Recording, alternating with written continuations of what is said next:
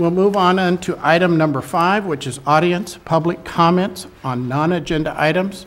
And before I recognize anybody from the audience who has not turned in a card, I will go with those who have turned in the cards. And we'll start with Carol Pruitt, American Cancer Society Relay for Life. Carol?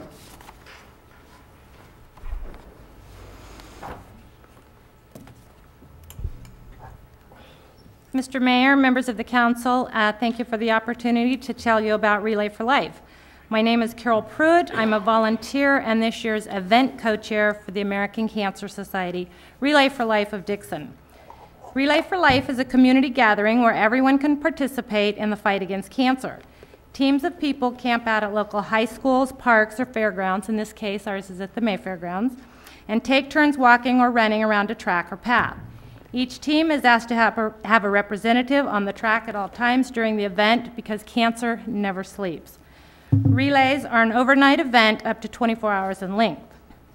Relay for Life brings together millions of people to raise money to help prevent cancer, save lives, and diminish suffering from the disease. While you're raising much-needed funds, you'll also be raising awareness of cancer prevention, early detection, treatment, and patient support.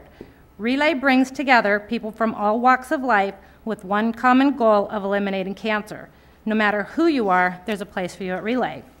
And what I'd like to say on a personal note is Dixon met all the goals set by the American Cancer Society to receive the Purple Pacesetter Award last year. We were the only city out of 50 cities in the Greater Bay Redwood Empire to get this goal. Yeah, it's a real thrill. And some of those are big, big cities. I would personally like to invite you, Mr. Mayor, to speak at the opening ceremonies. I will be happy to do that. Great. I think it's very important, and also invite all of the council. Last year, you guys did have a team, the Dixon Dynamos. We would like you to come back, but especially you, Mr. Mayor, to open our ceremonies. We are having a rally at the Dixon Moose Lodge for everyone who doesn't know about Relay to come. It's at 6:30, February 23rd. I'll leave some brochures. It's just a little rally, takes about an hour, and it's going to show you what Relay is about. This is the 5th anniversary for Dixon. We're continuing to grow with, we had 70 teams last year. We raised $80,000 for the city of Dixon that goes to the American Cancer Society.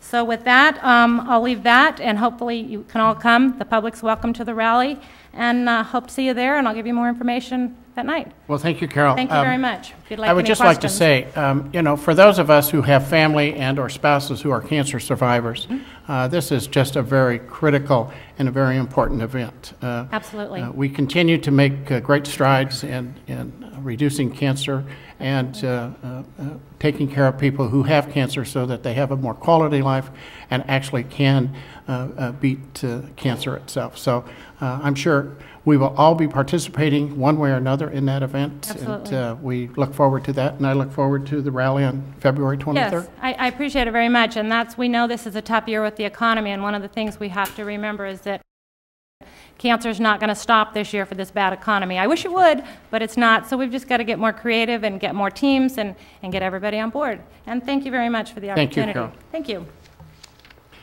Michael Smith, chairperson of CAP Solano, and will provide a handout for council, the Planning Commission, and the General Plan Advisory Committee. Michael? Good evening, Mr. Mayor and the City Council. It's a pleasure to be in front of you as the chairperson for the Community Action Partnership of Solano, which is the Solano County designated community action agency that provides funding to local nonprofits, faith-based organizations to build capacity for individuals and families, agencies in the community.